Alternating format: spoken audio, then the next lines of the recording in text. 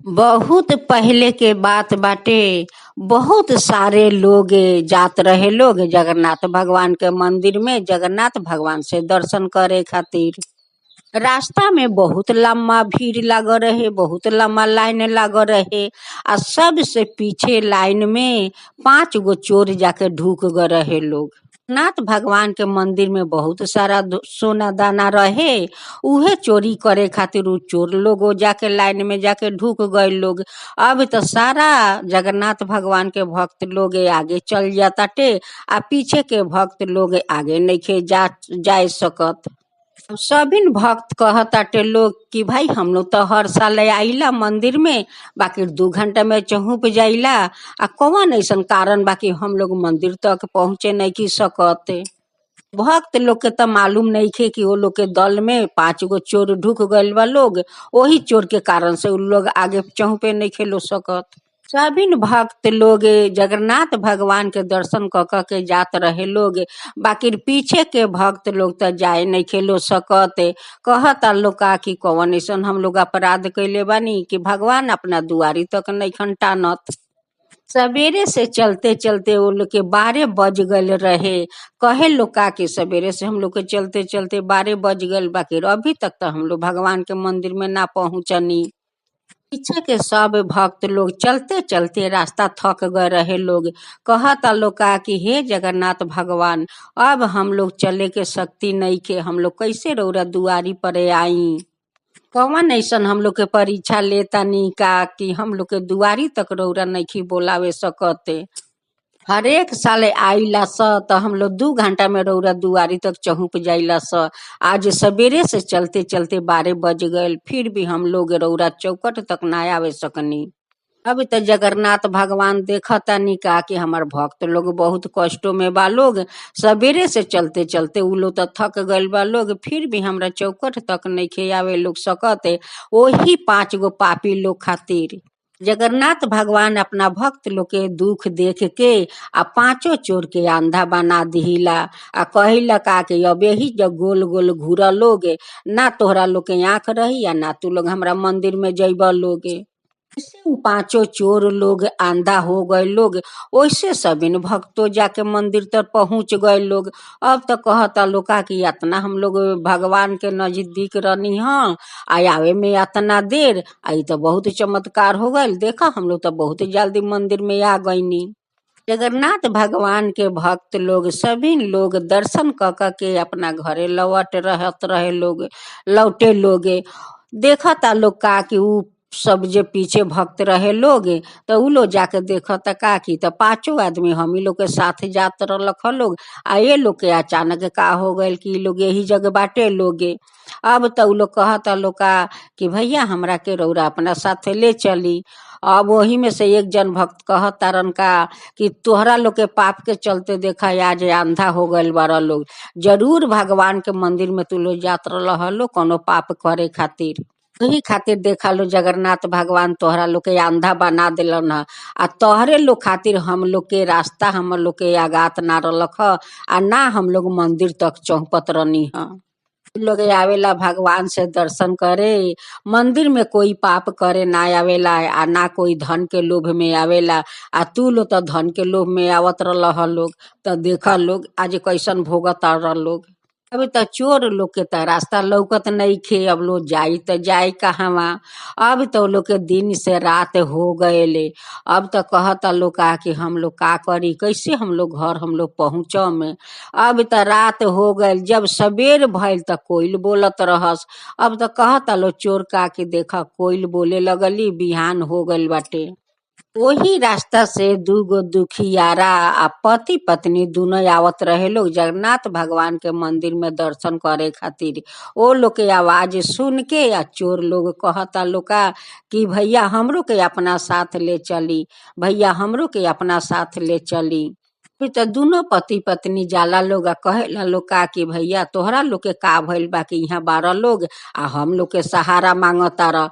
अब उ कहता टे लोग का कि भैया हम लोग तो जात रहनी है जगन्नाथ भगवान के दर्शन करे।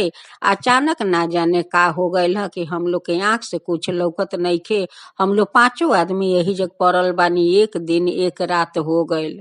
ही में से एगो चोर कहतारन का कि भैया देखा हम लोग जात रहनी है जगन्नाथ भगवान के मंदिर में, बहुत सोना दाना बाटे, ओही चोरी के लोभे हम लोग जात रहनी है। आज देखी हम लोग अंधा हो गइल बानी। अब तो दोनों पति पत्नी कहताटे लोग का कि तो बहुत बड़ा अपराध करे तू लोग जात रह लोग, आ देखा भगवान तोहरा लोग के अंधा बना देलन है। बिन भक्त जाला लोग अपना भगवान के चरण में माथा टीके आव आशीर्वाद लेवे, आ तू लोग जात रहलो भगवान के मंदिर में धन चोरी करे। त देखा तोहरा लोग के पाप के कारण आज कौन हालत तोहरा लोग के भइल बा। चो चोर कहता लोग का कि भैया ले चली, हम लोग तो बहुत बड़ा तो पाप कर देले बानी, हम लोग के मंदिर तक ले चली कि जगन्नाथ भगवान से हम लोग माफी मांगे सकी। दोनों पति पत्नी वो चोर लोग के पांचों जना के हाथ पकड़ के मंदिर तक ले जाला लोग। अब मंदिर के पुजारी कहतारन का कि बाबा ये पांचों चोर के काहे रौरा लेके आईनी हाँ, ई त पांचों चोर लोग आवत रखलो मंदिर के धन लूटे खातिर, आ रौरा यही चोर लोग के लेके चल आईनी। ओ मंदिर के पुजेरी बाबा बहुत मन के साचा रहेलन, आ मन के लोग के बात उ जान जालन कि उनकर मन में का शैतानी बा ना अच्छाई बाटे। उ सारा उ पुजेरी बाबा आदमी के मन के बात जानत रहस।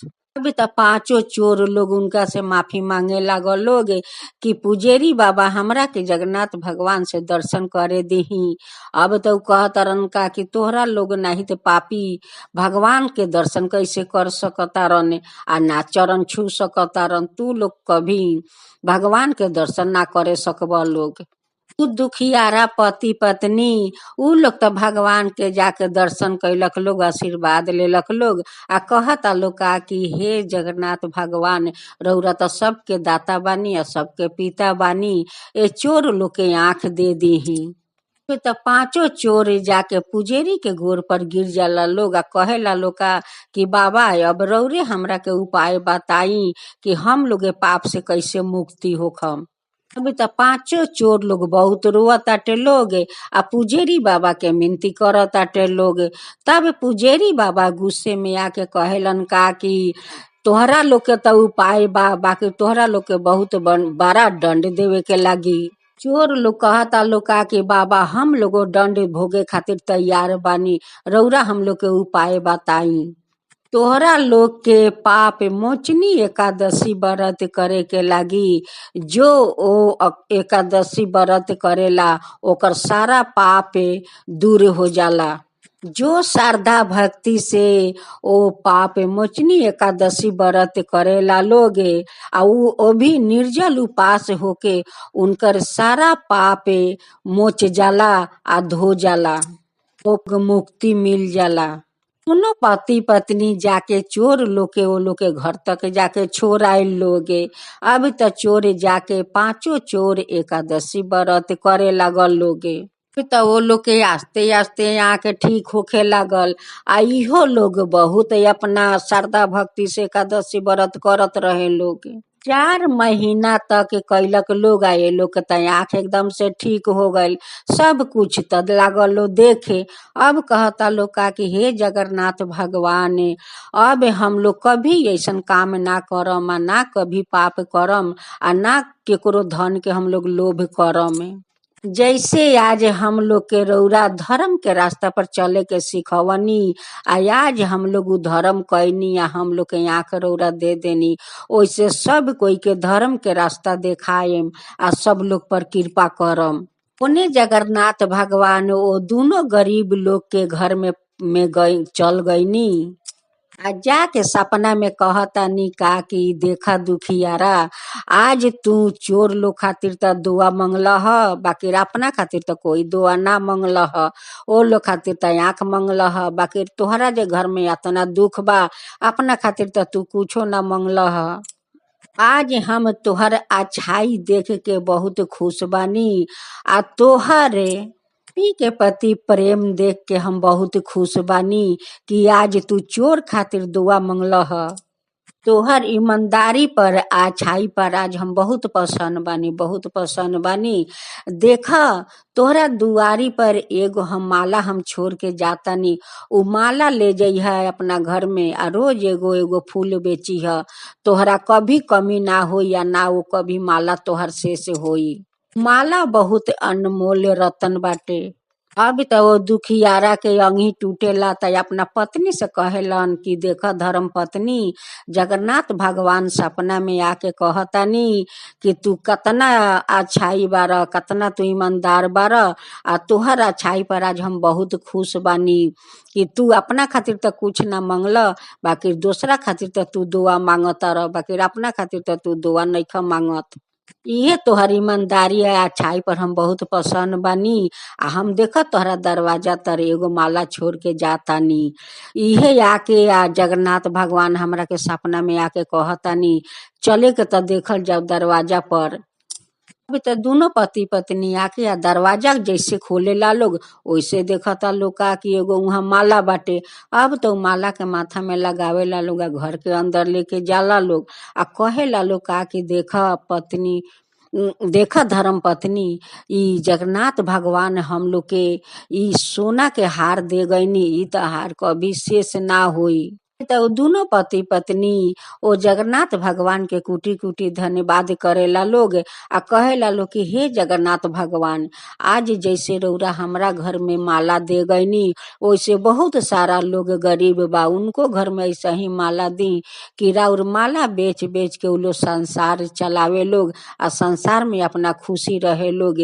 आज जैसे रौरा हमरा घर में माला दे के खुशियाँ भर देनी आ हम लोग के दुख दूर कर देनी, वैसे सब कोई के दुख दूर कर देम हे जगन्नाथ भगवान, सब कोई के दुख दूर कर देम। जय जगन्नाथ भगवान, जय जगन्नाथ भगवान। के गांव में एगो बूढ़ी माई रहसे। उ बूढ़ी माई एगो गाय पोसले रहसे। गाय एगो बछड़ा देले रहसे। माई रोज अपन घर आंगना गोबर से लीपसे आ गाय माँ के या बछड़ा के दोनों के बहुत सुंदर से घोस घोस के स्नान करवावसे। सारा देह गमछा से पोछसे। खाना बना के वो गाय माँ के या बछड़ा के खियावसे। या बूढ़ी माई जाके या वन में छोड़ावस अपन गैया माता के।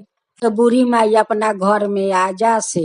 वन में रोज कृष्णा भगवान आके आ एगो गाछ के भीड़ी बैठ के रोज बांसुरी बजावसे। धुन सुन के गैया माया उनकर बछुरा दोनों दौड़ के चल जाए लोगे। गैया माँ के भाषा में बहुत दूध भर जाए। भगवान का कर से ओ गाय के दूध एगो बाल्टी में दूहले से के दही बना ले से। दही जब हो जाए तो में से माखन निकाल ले से आ दही के बाल्टी ओ गाय माँ के मुंह में धरा दे से। यह माँ बाल्टी लेके आए अपना घरे चल आवसे। दही के बाल्टी आंगना में राख दे से। बूढ़ी माँ कहस का के देखा हमर गैया माँ ई कहाँ से बाल्टी के कर उठा के लियल बड़ी, ए बाल्टी में तो दही बाटे। वो बाल्टी के दही खाली करके या बाल्टी धो के राख दे से। सवेरे बूढ़ी माई उठा से अपन घर आंगना गोबर से लीप ले से आ गाय या बछड़ा के दोनों के नहवा धोआ दे से। तू पोछ के या उनका के गरम गरम खाना बना के आ गाय या बछड़ा के जाके वन में छोड़ावा से। कृष्ण भगवान आके आ गाछ के भीड़ी बांसुरी बजावा से वो आंगना के बाल्टी अपने से अपने उनका भीड़ी चहुप जाए से बाल्टी उनकरा भीरी चहुप जाए। ओने से गैया माई अपन बछड़ा के लेके आ दौड़ल चल जास बासी के धुन सुने खातिर। करते करते 2-3 दिन हो गए। बूढ़ी माई कह तारी का कि रोज हमर गाय बाल्टी में दही लेके आवतारी, ई कहाँ रोज दही पावतारी कि दही लेके आ जातारी। हम आंगना में बाल्टी धो के रख देतानी या बाल्टी अपने से ना पता हो जाता टे। ई बाल्टी में ई दही लेके चल आवतारी।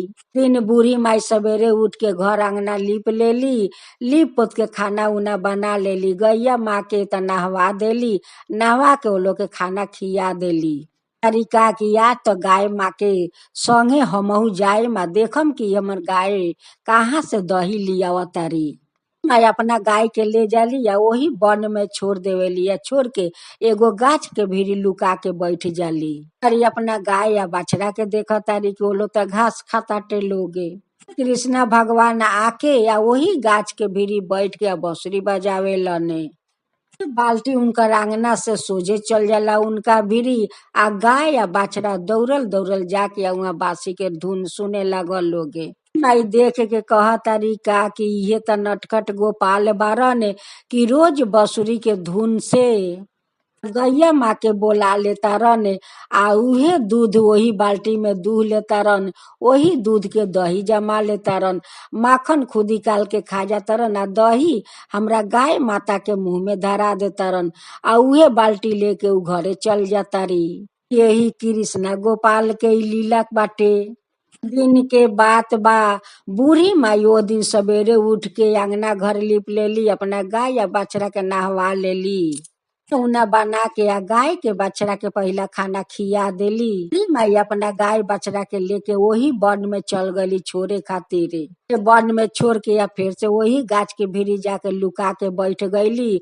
वैसे त गोपाल भगवान आके या बांसी बजावत रन वही गाछ के भीरी। बाल्टी उनका भीरी चहुप गईल, गाय या बाछड़ा दौड़ल चल गईल लोगे।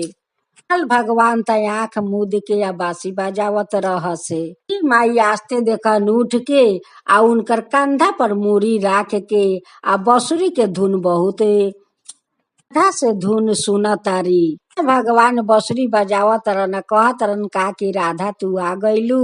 उ बूढ़ी माई कहतारी का कि हाँ प्रभु हम तो आ गईनी। भगवान बसुरी बजावल बंद करेलन त बूढ़ी माई कहेली का कि हे प्रभु बसुरी बजावल काहे बंद कर देनी, बसुरी बजाई।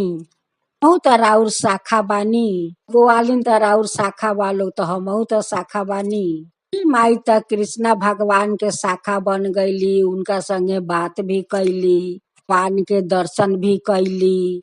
माई कहे लगली कि हे कृष्णा भगवान आज राउर कांधा पाके हम तो बैकुंठ पा गईनी। हम राउर रास लीला में हम शामिल हो गईनी। तो रौरा हमरा के अपन राधा बना लेनी तो हम बहुत खुश बानी। हे भगवान आज हम बहुत खुश बानी राउर दर्शन पाके। अपना मुंह से राधा सुन के हम बहुत खुश बानी, बहुत खुश बानी भगवान कि आज रौरा हमरा के अपने राधा बोलौनी है। त कृष्ण भगवान वही पर अंतर ध्यान हो गईनी। आ बूढ़ी माई अपन गाय या बछड़ा लेके घरे चल अली। माई फिर सवेरे उठ के नहा धोआ के अंगना घर लीप उप के गाय माता के नहवा के आ जाके वन में छोड़ अली। आ छोड़ के घर में अली त काम में अजुरा गईली, वन में जाए ना सकली। माई के गाय या बाछड़ा घास चर के वन से आवत रहे लोग। वही रास्ता के बगल में एक जानी के दरवाजा रहे, वही पर गैया माता खड़ा होके पेशाब कर देवेली। माँ के पेशाब उनकर आंगना में चल जाला, तभी वो औरत है अपन आंगना झाड़ू से झाड़ेली। हाथ में झाड़ू लेके निकलेली या देखा तरीका कि गाय दुआरी पर खड़ा होके या मुतता आ सारा पेशाब हमारा आंगना में जाता। वही झाड़ू से लेके वो गाय के बहुत जोर से मारेली। त यहाँ गाय के मारेली झाड़ू से, ऊ त झाड़ू जाके कृष्णा भगवान के लाग जाला। कृष्णा भगवान कहता निका कि गाय माँ के तो कोई झाड़ू से मरले बा, ऊ झाड़ू तो हमरा शरीर पर आके लागल बाटे। बूढ़ी माँ अपना गाय माता के देखा तारी तो उनकर पीठ पर तो झाड़ू के छापा उठल बाटे आ उतना दूर फूल गईल बा। माई हरदी के लेप अपना गाय के पीठ में लगा देवेली। लेप कृष्णा भगवान के फिर उनकर शरीर पर जाके लाग जाला। त कृष्णा भगवान तो क्रोध हो गईनी, कहतानी का कि आज जैसे ही हमारे गाय माँ के झाड़ू से मरली है ऊ हाथ उनकर कभी हम लायक ना छोड़म। हाथ से झाड़ू मरली, ऊ हाथ तक कृष्णा भगवान उनकर सुना कर देलन कि ना हाथ रही आ ना कोनो दिन तू गाय माँ के तू झाड़ू से मरबू। हाथ सारा जीवन के लिए भगवान उनका के लूझा बना देनी। माई सोचा तारिका कि अपना गाय माता के नहवा धोवाली, खाना बना के पहला खाना ये लोग के खिया दी। आजो हम चल जातानी वन में अपना गाय के साथे कि भगवान से फिर हमरा दर्शन हो जाई। भगवान से दर्शन करे खातिर अपना गाय माता के वन में छोड़ देली आ वही गाछ के भीरी बैठल बारी। पर बैठल बैठल 2-3 घंटा हो गईल, बाकी भगवान के तो कोई पता नहीं खे। माँ निराश होके अपना घर में चल आवेली। भगवान आके आ वही गाछ के भीड़ी बैठ के बांसी बजावतनी। ओइसे गाय या गाय के बछड़ा दौड़ल जाला लोगे। कृष्णा भगवान देखा तनी का कि गाय के पीठ पर ते झाड़ू के छाप बा। वही छाप पर अपन हाथ राख दिहिला आ उनकर घाव त छूमंतर हो गईल। पीठ पर झाड़ू के छाप बा ना घाव बा, सब उनकर घाव आ छापा दूर हो गईल। ऐसे भगवान का कहतानी कि हे माँ गाये, गौ माँ, तोहर दूध दही बिना त हम ना रहे सकम, त तोहरे दूध दही हमरा चाही। जगत कुटी देवता के माँ बारू, इन देव लोग के अपन दूध पिया के संतोष करतरू। वही माँ के कोई झाड़ू मारे त हम बर्दाश्त ना करम। हे गौ माँ, हम बर्दाश्त ना करम। भगवान कहतनी का कि माँ, अगर तोहरा के कोई दुख देवे त ऊ लोग कैसे सुखे रह सकताटे लोगे। जगत कुटी देवता लोग के माता के अगर दुख पहुँचावे लोग तो ऊ लोग कभी सुखे रही लोग, कभी सुखे ना रही लोगे। भगवान कहतनी का कि गौ माता, अगर तोहार दर्द होई तो हमरो दर्द होई। देखा, जे आदमी तोहरा के झाड़ू से मरलक, ऊ झाड़ू देखा हमरो शरीर पर लागल बा। आज जे बूढ़ी माई तोहरा के लेप लगौली, ऊ लेप देखा हमरो पीठ पर लेप लागल बाटे। तोहार दर्द होई तो हमरो दर्द होई, तोहार दुख होई तो हमरो दुख होई। भगवान गाय माँ से कहे लगनी कि हे गाय माँ, आज से हम तोहार गोवाला बन के रहम। जीवन हम गाय माता के घास खियाए में, गोवाला बन के रहम। या माँ के वन में चरावत रहम आ गोवालिन लोग के अपना शाखा बना के रास रचावत रहम। भगवान गाय माता से कहतानी का कि हे गैया माँ, आज हम तोहरा के एगो वरदान देतानी। ओ बूढ़ी माँ के घर में रही ह आ रोज तू सोना के गोबर हगी ह। बूढ़ी माँ के तोहर गोबर से उनकर सारा दुख दूर हो जाई। बूढ़ी माँ के श्रद्धा भक्ति देख के तो हम बहुत उनका पर प्रसन्न बनी। बूढ़ी माँ तोहर इतना सेवा करतारी कि उनकर सेवा देख के बूढ़ी माँ पर हम बहुत खुश बानी, बहुत प्रसन्न बानी। जय कृष्ण भगवान, जय कृष्ण भगवान। सुबुकपुर गांव में एगो बूढ़ा बाबा रहस। उनकर 4 गो बेटा या 4 गो बहू रहे लोगे आ चारों के देश से संतान रहे लोगे। केकरो देश से 2 गो रहे लोग तो केकरो देश से 3 गो रहे लोग। और बूढ़ा बाबा के परिवार तो बहुत हरे भरल रहे। बूढ़ा बाबा 5 गो गाय पोसले रहस आ उ 5 गाय लोग दूध देते रहे लोग। आ बहू लोग 5 गाय के दूध दूहे लोग आ दूह के दही बनावे लोग।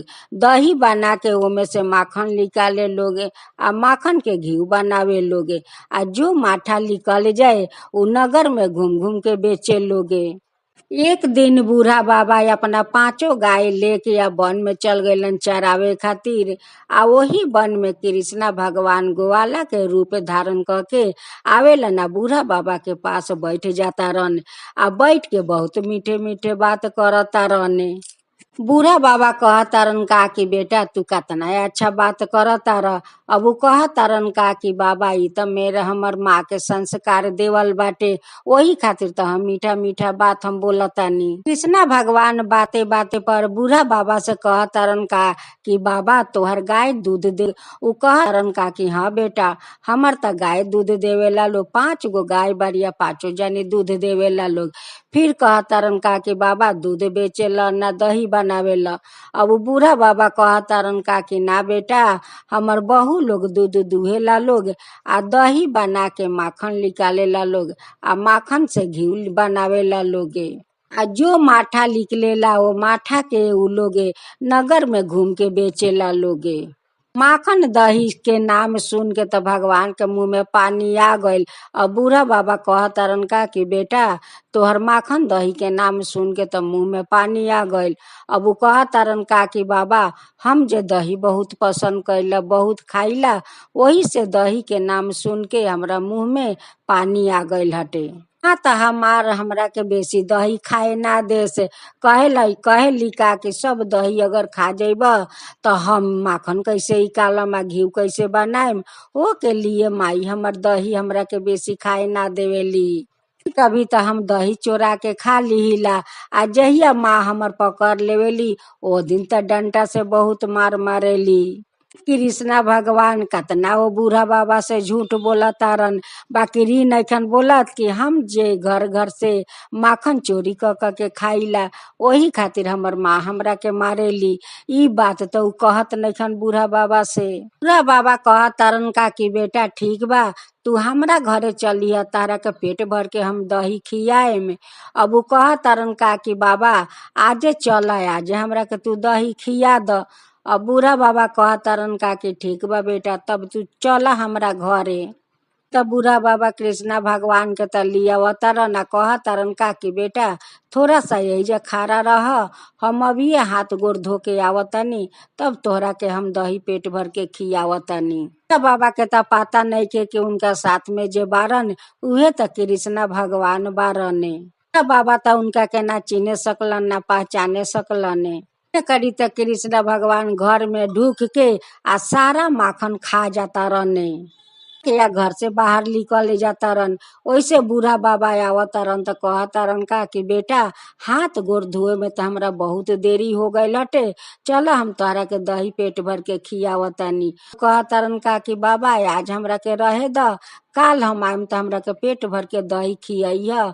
ऐसा ही तो हमरा बहुत देर हो गइल बा घर जाए में, अगर देरी से गईनी तो हमार माँ तो लगिहन डंटा से मारे कि इतना घड़ी रात तक ले तू कहाँ रह।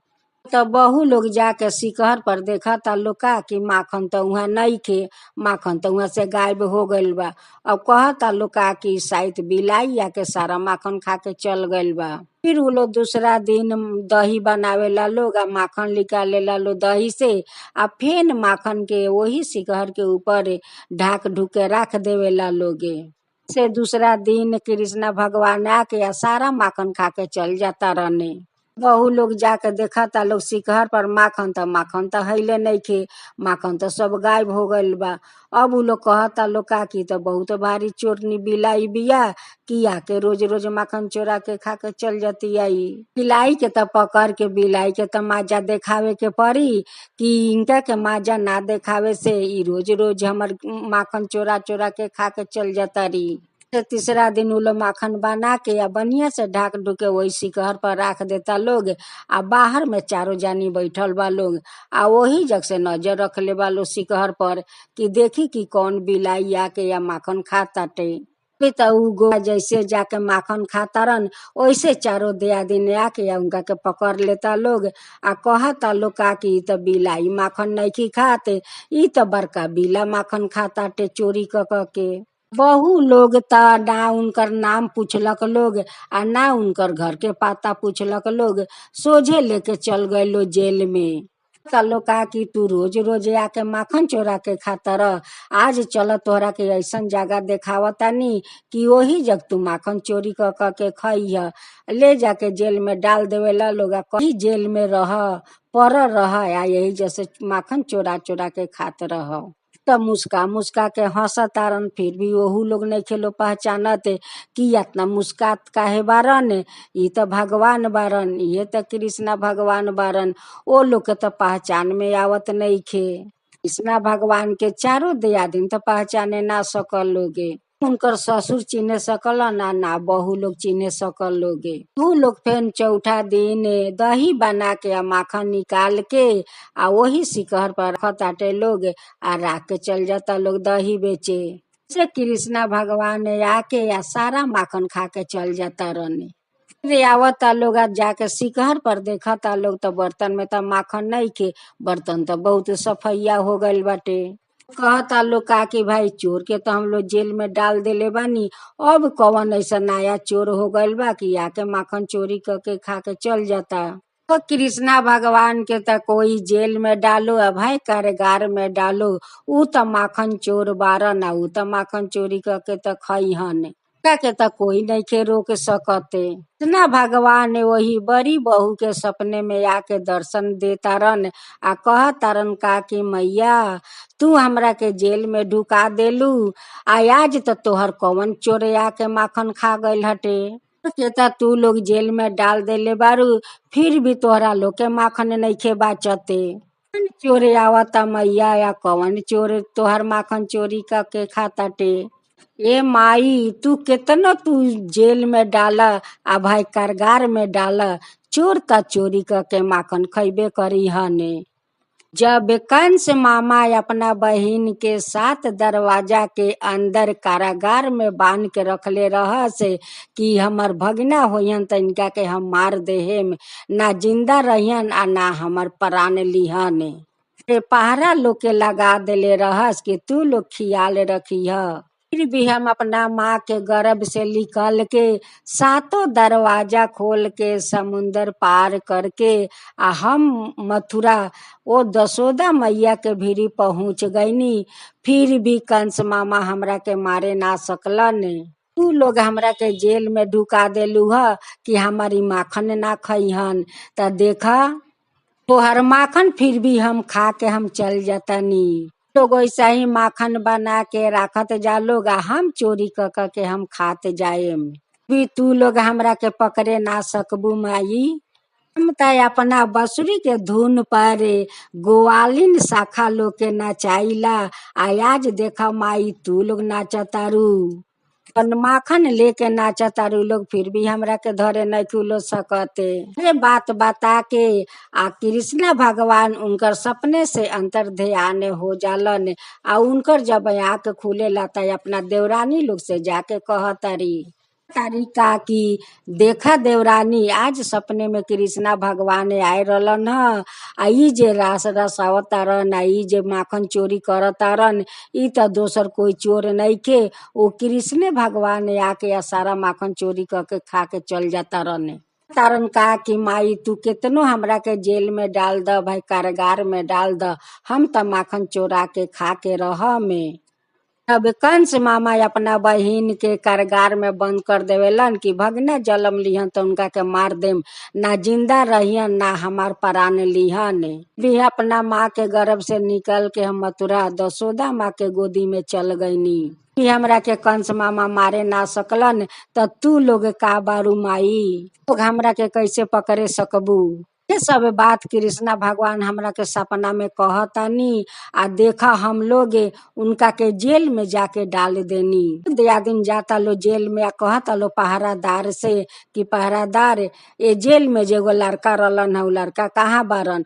अब उ लोग कहता लो का के लड़का कहाँ बारन, लड़का तो जेले में होई हन, से कोई कैसे भाग सकताटे, वही जेले में होई हन। पहरादार लोग जाके जेल में देखता लो तो उ जेल में नहीं खन। अब कहता लो का कि देखा उ लो तो चोर नहीं खन, कि जादू बारन अपना जादू से जेल से निकल के भाग गइल बारन। जेल में इतना बड़ा ताला लागल बा, ताला के करो तुरे के खमाता नहीं के, आ ना कहीं भागे के रास्ता बाटे। भगियन तो भगियन कैसे चोर लोगे, कोई जादूगर के तू लो पकड़ के लिया रहलू ह आ उ जादू से अपना भाग गइल बारन। त चारों दियादिन कहता लो का कि ना कोई जादूगर बारन आ ना कोई चोर बारन, उहे त कृष्णा भगवान बारन के जो हमरा के सपना में आके दर्शन देलन आ सारा बात बतौलन। उ बात तो सब सही सही बात बतौले बारन। से कृष्णा भगवान वही बड़ी जेठानी के सपना में दर्शन देता रहना। कहता रन का माई गए रहलू है जेल में खोजे हमरा के कि जेल में बानी या कि भाग गए बानी, हमरा के तू कहीं जेल में ना बंद करे सकबू ना कहीं कारागार में। त सारा गोवालिन के माखन खाए वाला माखन चोर बानी, आ हमरा के भला के पकड़ सकता आ के जेल में ढुका सकता माई। त उ जेठानी अब तो सपने में उनका के प्रणाम करतारी, माफी मांगतारी कि भगवान हमरा के माफ कर दी, हम रौरा के पहचाने ना सकनी और उल्टा चोर समझ के रौरा के हम जेल में डाल देनी। अगर हमार पता होइत कि रौरा कृष्णा भगवान बानी त हम तो श्रद्धा से बहुत बहुत माखन निकाल के आ हम अपना हाथ से रौरा के बैठा के खियौती। तो बहुत बड़ा भूल कर देनी है कृष्णा भगवान, हमरा के रौरा माफ कर दी, हमरा के रौरा माफ कर दी। कथा कहे वाला पर, हुकारी पारे वाला पर, श्रद्धा भक्ति से कथा सुनने वाला पर सबके ऊपर कृपा करम है कृष्ण भगवान, सबके ऊपर कृपा करम आ सबके वैसा ही सपना में आके दर्शन देहे में। जय कृष्णा भगवान, जय कृष्णा भगवान। एक गांव में पति पत्नी रहते थे। उनकी चारों बेटे का नाम सोहन, मोहन, रोहन, कोहन थे। एक दिन रोहन का माँ कह रही है कि हम लोग का अपना चारों बेटे को पढ़ा लिखा कर बहुत बड़ा बनाना है। एक माँ अपना बच्चों का लिए कितना सारा सपने देखती है कि एक दिन बच्चा लोग बड़ा होकर माँ बाप का सहारा होगा। माँ बाप पढ़ा लिखा कर बड़ा तो बना दिया, शादी भी करवा दिया। लोग का बड़ा परिवार भी हो गया। रोहन का माँ एक दिन बीमार गई।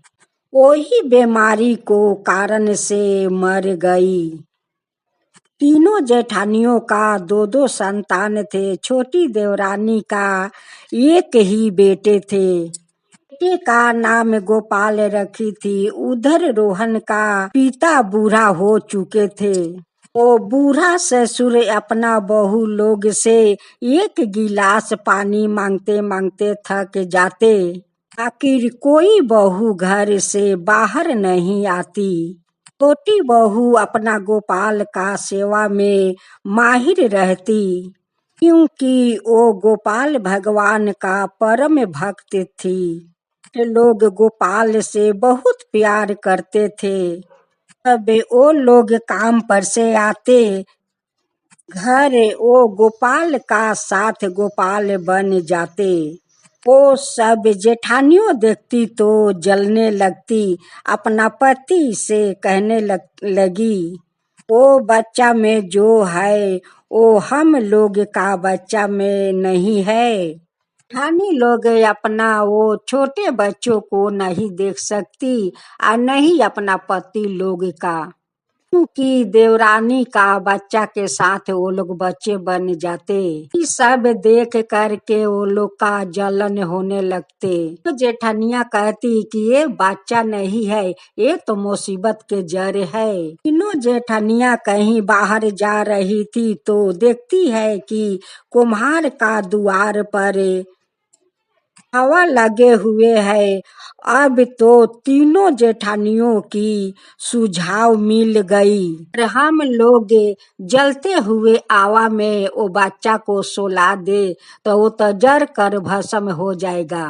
तीनों आपस में बातचीत करने लगी, क्यों ना हम लोग वो बच्चा को लेकर यही आवा में सजा देती हूँ, जल कर भस्म हो जाए। तीनों जेठानी जाकर वो बच्चा को चकलेट में बेहोशी का दावा मिला देती है। वो चकलेट गोपाल का खिला देती है। गोपाल तो बेहोश हो गया। तीनों जेठानियों गोपाल को लेकर चली गई। वो कुम्हार का माटी बर्तन आवा में सजा रहे थे। अगर कुम्हार यहाँ पर रहेगा तो हम लोग कैसे बच्चा का अंदर सोलाऊंगी। जेठानी कुम्हार से कहने लगी कि कुम्हार भैया, हमें तो बहुत जोर से प्यास लगे है, थोड़ा पानी पिला दो। ऐसे कुम्हार पानी लाने के लिए घर में गए। वैसे वो तीनों जेठानी वही आवा के अंदर वो गोपाल के जाकर सोला दी। का ऊपर से माटी का बर्तन सजा दी। जेठानी कहने लगी कि अब तो यही आवा में जल कर भस्म हो जाएगा, हम लोग का मुसीबत दूर हो जाएगा। जेठानी अपना घर तो चली आई। उधर कुम्हार बर्तन सजाकर आवा में आग लगा दिया। इधर सभी ने लोग गोपाल का खोज में लगे हुए थे। फिर वो जेठानियों लोग का एक बार कलेजा नहीं दहला कि इतना सा छोटा बच्चा का मरने के लिए हम लोग आवा में सुला दिया। आखिर वो हत्यारिन जेठानियों लोग तो नहीं जानती है कि उनकी माँ तो गोपाल भगवान के भक्त है, उनकर बच्चा का भला हम लोग कैसे मार सकती हूँ। बात एक बार वो लोग नहीं सोचे। हार का माटी का बर्तन तो पाक कर लाल हो गया, बाकी वो गोपाल का एक रोआ भी नहीं जला। नहीं उनको रेप लगा। इस सवेरे कुम्हार माटी का बर्तन निकाल रहे थे तो देखा कि वही आवा के अंदर से एक बालक निकल रहे हैं। तो वो कुम्हार वो बालक का देख कर वही पर बेहोश हो गया। इधर तीनों जेठ और गोपाल का पिताजी खोजते खोजते वही कुम्हार का द्वार पर आ पहुंचा। लोग आकर देखता है कि कुम्हार तो वहीं पर बेहोश पड़ा है, हम लोग का गोपाल तो यहाँ पर खड़ा है। गोपाल को उठाकर चारों चूमने लगे, कहने लगे कि बेटा तुम यहाँ पर कैसे हो। तब वो लोग कुम्हार का शरीर पर पानी के छींटा मारा। तब तो कुम्हार उठ कर बैठ गया और कहने लगे कि ये बालक आप लोग के है। तो कहने लगे कि हाँ ये तो हमारा बेटा है। कुम्हार कहने लगे कि ये बालक तो यही आवा के अंदर से निकला। बात चारों आदमी सुनकर आश्चर्य में पड़ गए कि भाई ये कैसे हो सकता है कि एक आवा से एक बालक बाच कर बाहर निकल आया। आवा में तो जो आदमी पड़ जाएगा वो तो जल कर भस्म हो जाएगा, ये बालक कैसे बाच गया। तो वो लोग का मन में नाना रकम के सोच होने लगे। का अंदर कोई भूत प्रेत तो नहीं है, यह कोई भगवान तो नहीं है। हमारा बेटा आवा से जिंदा निकल आया। तो वो लोग अपना बच्चा को लेकर घर चले आए।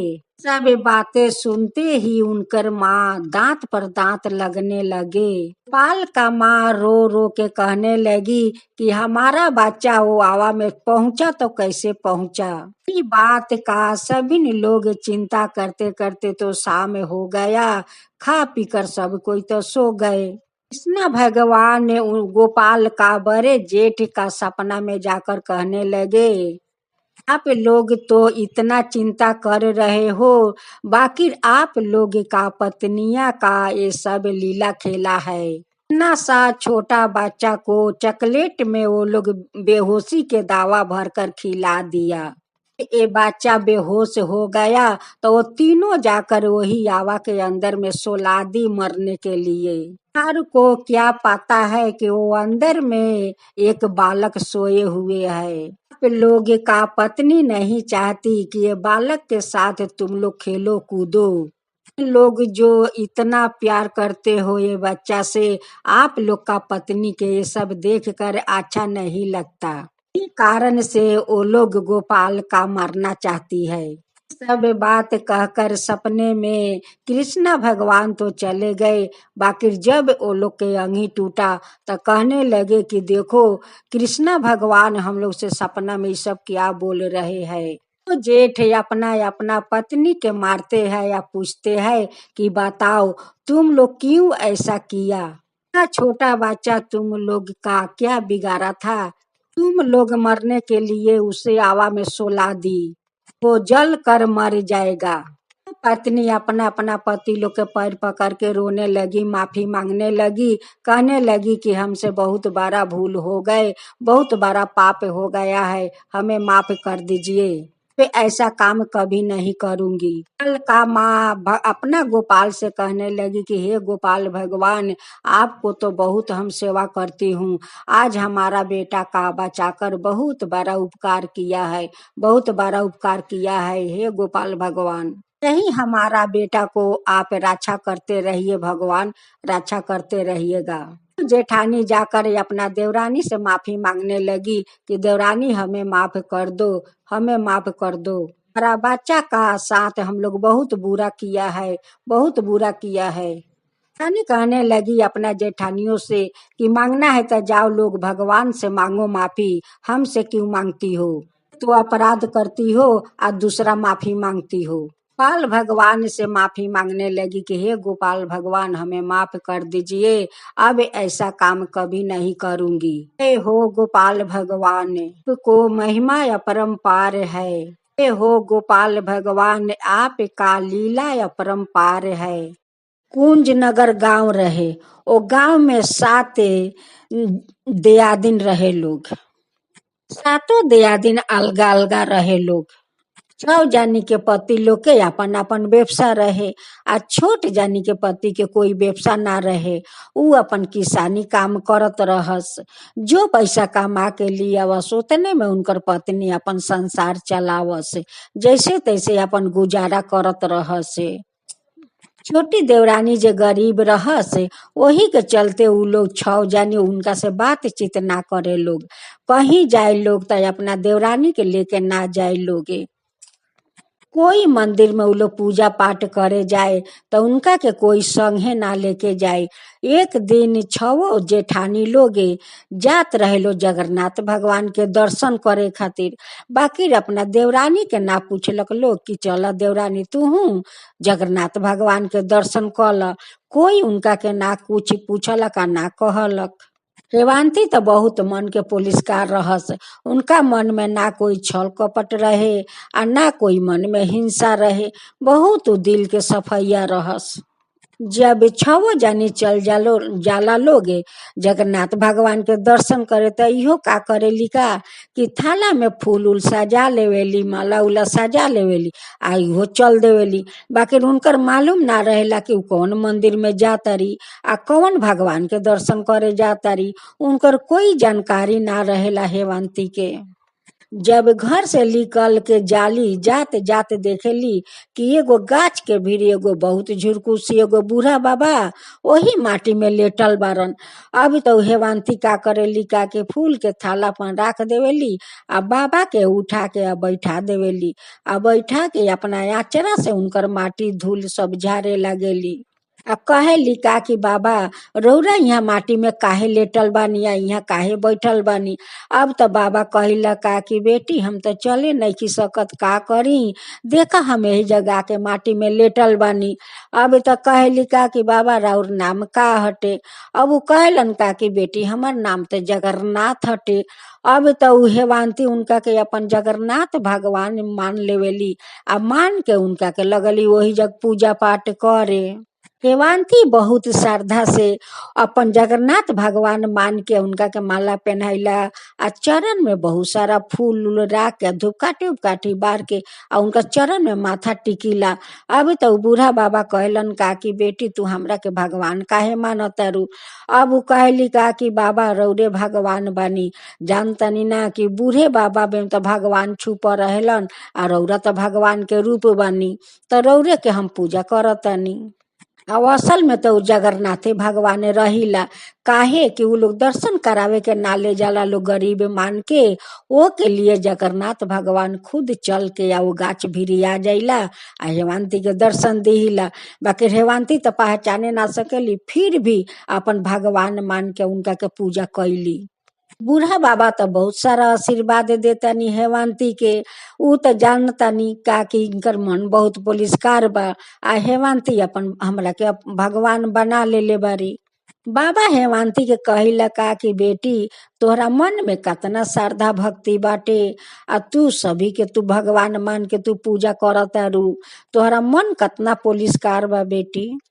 हेवंती कहेली का कि बाबा अगर मन पुलिसकार होके तो सब भी में भगवान बारन आ सब कोई में भगवान बसेलन। अगर मने पुलिसकार ना होके तो भगवान कहीं ना दिखाई दिहन बाबा। मन बा साचा त कठौती में गंगा आ मन में बाटे मैला त कहीं नहीं खी गंगा। रौरे में जगन्नाथ भगवान हम देखनी बाबा, ओ के लिए रौरा के हम आज पूजा कैनी। उहे तो रहिला जगन्नाथ भगवान। उनकर श्रद्धा भक्ति देख के आ वहां पर आ जाइला आ उनका के तो दर्शन दे देनी। बाकी तो हेवंती पहचाने ना सकली, फिर भी अपना दिल से उनका के पूजा कैली। बाबा थोड़ा सा धूल दिहिला कहिला का कि ले जा बेटी घर में रख दिह। अब तो हेवंती ले जाली अपना घर में धूल तो का करेली का के उनकर पति देवेलन 200 रुपया कि हम सान के खर्चा करम। उ कहीं ना धूल माटी रख के आ वही रुपया पर जाके वो धूल माटी रख देवेली। अब तो उ दोनों नोट हो जाला, करोड़ों करोड़ों के हो जाला। अब तो उ जगन्नाथ भगवान चमत्कार कर दिहिला आ करोड़ों के दोनों नोट बना दिहिला। सांझ के उनकर पति आवेलन त कहेलन का कि हेवांती उ रुपया द हम जाके बाजार खर्चा क के ली आई। अब जाली देखे त देखा तारी का के दोनों रुपया त करोड़ों करोड़ों के हो गइल बा। अब त अपना पति के बोलावेली कि स्वामी आके देखी ई कैसे चमत्कार हो गइल बाटे कि आके देखी। अब त उनकर पति जालन देखेलन त कहेलन का कि चमत्कार कैसे हो गइल कि 200 के रुपया ई करोड़ों करोड़ों के बंडिल हो गइल बाटे। अब तो हेमंती अपना पति से कहतारी कि सब जेठानी लोग तो गए हलो जगन्नाथ भगवान के दर्शन करे, बाकी हमरा के तो गरीबी मान के कोई ना ले गए हटे। हमू अपन थाला में फूल पान सजा लेनी है, माला उला सजा लेनी है, आ हम निकल गनी है मंदिर में। आ हमरा मालूम नहीं है कि हम कौन मंदिर में जाता नहीं। जाते जाते देखा तनी कि बूढ़ा बाबा ना माटी में लेटल बनी, उनका के उठा के अपना से आचरा से साफा कैनी है। आ साफा के बाबा से पूछनी है कि राउर नाम का बा। बाबा बोलनी है का कि हमार तो नाम जगन्नाथ बाटे। हम अपन जगन्नाथ भगवान मान लेनी है वही बूढ़ा बाबा के। आ बूढ़ा बाबा के हम पूजा कैनी है। आ बूढ़ा बाबा हमरा के धूल तोरा देनी है कि ले जा घर में राख दी है। हम तो धूल माटी वही रुपया पर राख देनी है। आज धूल माटी के चमत्कार देखी कि आज दोनों नोट करोड़ों बन गइल बा। अब तो हेमंती के पति कहतरन का कि चला वहाँ हम लोग दोनों आदमी जहाँ पूजा कैलू है वही जगह हम लोग जाके माथा टिक के आवतानी। अब दोनों पति पत्नी जाला लोग वहाँ माथा टिके खातिर जाके देखता लोग कि बूढ़ा बाबा तो नहीं की, वहाँ तो जगन्नाथ भगवान के मूर्ति बा। उ तो वही पर बूढ़ा बाबा मूर्ति बन के रही। जगन्नाथ भगवान के तयावे के हेमंती के घर में उनकर श्रद्धा रहे, ओ के लिए तो जगन्नाथ भगवान वही पर वो बूढ़ा बाबा बन के रही। अब तो हेमंती कहतारी का कि स्वामी देखी हमर जगन्नाथ भगवान के हम लोग के संगे जाए में घर में देखी उहे के तो हाँ बूढ़ा बाबा रहनी है। आ उ तो बाबा ये जे जगन्नाथ बाबा बन के बानी। अब तो हेमंती का कली कि अपना आचरा में उठा के वो जगन्नाथ भगवान के अपना घर में ली आवेली। आ बहुत सुंदर से धाम धूम से उनकर अपना घर में स्थापित करेली। अब तो छो जेठानी कहेला लोग का कि हम लोग गईनी है जगन्नाथ बाबा के दर्शन करे, हम लोग के तो भगवान मिलन है ना। आ देखा ही घर बैठल इनकर जगन्नाथ भगवान मिल गईलन, इनकर घर में आ गईलन। अब तो छो जेठानी लोग पूछता का कि देवरानी ई तोहर कैसे चमत्कार हो गइल ह। अब उ कह तरीका के दीदी रौरा लो तो गईनी है जगन्नाथ भगवान के दर्शन करे, हमरा के तो नाले गईनी है। ई तो जगन्नाथ भगवान के चमत्कार बाटे या उनके चमत्कार से आज हम ऐसन भइल बानी, आज हमरा के बहुत सारा धन दिले बानी। हेमंती छो जेठानी लोग के कह तरीका कि देखी दीदी भगवान त कन कन में बसीला, जेकरा के रौरा विश्वास करके पूजा करम ओही में रौरा देखम भगवान बानी। अगर रौरा भगवान के मंदिर में जाके दर्शन करी तो देखी तो वहाँ भगवान नइखी। सबसे बड़ा चाहिए विश्वास, विश्वास सबसे बड़ा है। विश्वास करके कहीं भी पूजा कर वही पर भगवान चल आइला। अब तो जेठानी लोग उनका से लागल हो सब कोई बातचीत करे, काहे से उनकर तो भाग जगन्नाथ बाबा घुरा देनी, उनकर तो भाग फिर गइल। अब सब लोग जेठानी लोग लागल हो उनका से बातचीत करे, मिलजुल के रहे लागल लोग। अब तो देवरानी उनकर मन में तो हिंसा नहीं खे, सभी देवरानी से अच्छा से बात कर से, अच्छा से सब मिलजुल के रह से, कोई मन में हिंसा ना कर सा, ना कोई घमंड रहे उनकर। तब जगन्नाथ भगवान के कहा तारी के हे जगन्नाथ भगवान आज जैसे रौरा हमरा के दर्शन देनी आ हमरा घर में रौरा धन लेके आईनी, वैसे सब कोई के दर्शन दी आ सब को कोई के भाग वैसने फिरा दी आ सब लोग के भाग बदल दी हे जगन्नाथ भगवान।